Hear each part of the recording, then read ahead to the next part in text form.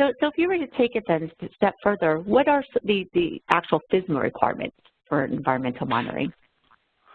Yeah, exactly. Well, I've just been talking a little bit about FSMA as a component, but let's sort of revisit that. And just to remind everybody, and I would suspect that most people on this call could probably recite them back to me just as well as I can recite them back to all our colleagues.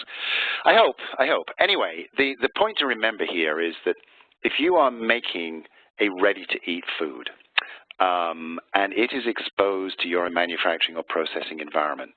And by that, my interpretation of that is that if it's coming out of some sort of a process, so let's assume it's a cooking process or a steaming process or something, or a pasteurization process, and it is exposed. And that means that it has not been cooked in a bag or a can or a bottle or anything. It's exposed to the environment, even if only briefly. Then it falls into this category of exposed. At that point, I think it's very critical that the manufacturers do a risk assessment and say, all right, it's coming out red hot, it's really hot, we're doing a hot fill, it's going right into a container within seconds. Yes, it's exposed, but the risk is really, really small. Take that into account. I think that's a factor that can help you.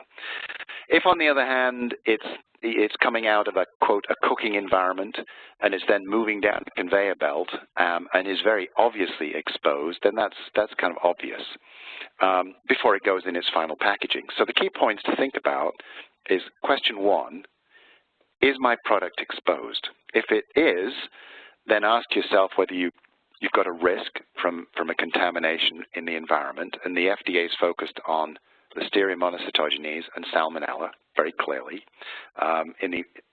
So those are the two bugs they're focused on in most situations. If then your food is going into a package and does not either receive a further kill step, which means it's cooked, pasteurized, steamed, whatever. If it's not, then you need to have an environmental monitoring program. The other criteria which will get you out of needing to do this is if that food is formulated in some way in which if there has been a contamination while it was exposed, then the formulation would effectively take care of the pathogen. So simple points is question one, is my food exposed? Question two, is there a risk associated with that which would trigger the need for an environmental monitoring program? And my view of that is unless it's a very, very short gap with hot product, there is a risk which you need a monitoring program. And then third question is, well, yeah, it's exposed, but it's going back into a package, and then I'm going to cook it, pasteurize it, cook in bag, whatever, which means you don't need it. So those are the key questions to ask around that.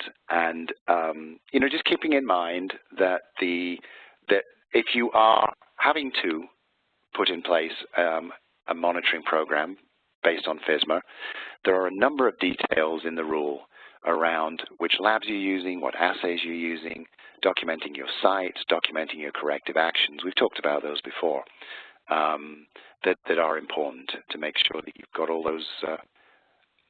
those boxes checked in your food safety plan and your monitoring records. So that, Jill, is essentially the essence of the requirements, just to repeat.